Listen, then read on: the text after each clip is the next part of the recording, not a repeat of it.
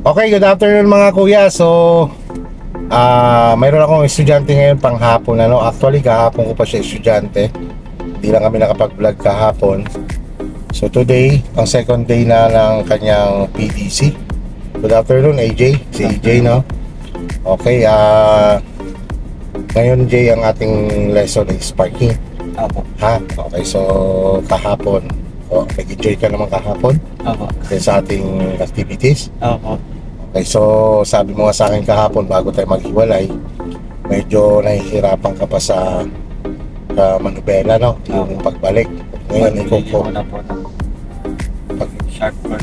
Yung mga sharp word. So ngayon, yun ang ating aaralin ngayon, no? Before tayo mag-parking. Okay, tara, let's go.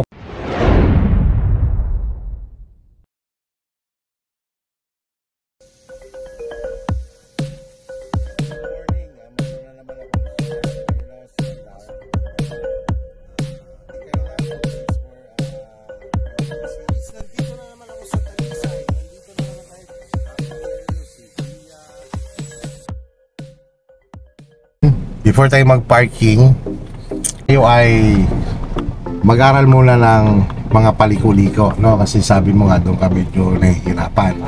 Okay, sige. Sundan mo lang ang direksyon natin doon, no? Kita mo yung dalawang puno na yon. Opo. Yun, idadaan ka doon sa gitna, tapos diretso doon. Tapos ikot tayo dito. Yan, ikot tayo dyan. Tara, let's go. Sa pagka ganitong mga lugar, mabagal ka lang, dapat huwag ka masyadong magagas. Lalo na mamaya sa parking, kalimutan mo muna si gas. More on sa brake ka lang talaga. Yan, pagka ganyan, titingnan mo lang yung, i-visualize mo lang yung bawat yung unahan mo.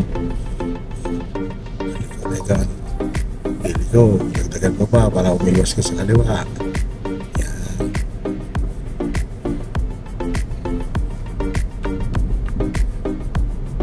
Up, masyadong magagas. Up. Dadan. Okay, kukuhan ka ha. Pagtapat ng side mirror mo dito, sige, forward ikaw.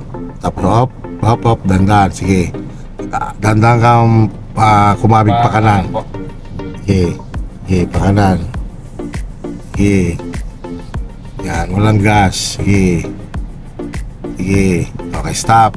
Tapos yan, opposite. Dito pa lang sa mga ganitong klaseng parking, kapag natutunan nyo ito, so talagang kayo ay makakapark ng maingat. Maiwasan nyo na kayo ay madali ang mga tagiliran ng sasakyan nyo, ang likod, ang harap. Okay, so ano pa inaantay nyo? Sa lahat ng gustong matuto sa mga ganitong parking, mag-enroll lang po kayo o mag-message lang po kayo sa Tolentinos Driving School. Yun po ang page namin. Ang location po namin ay sa Barangay Maraoy, Lipas City, Batangas, no? So dito po sa amin sa Tolentino Driving School, actual na parking ang matututunan nyo dito.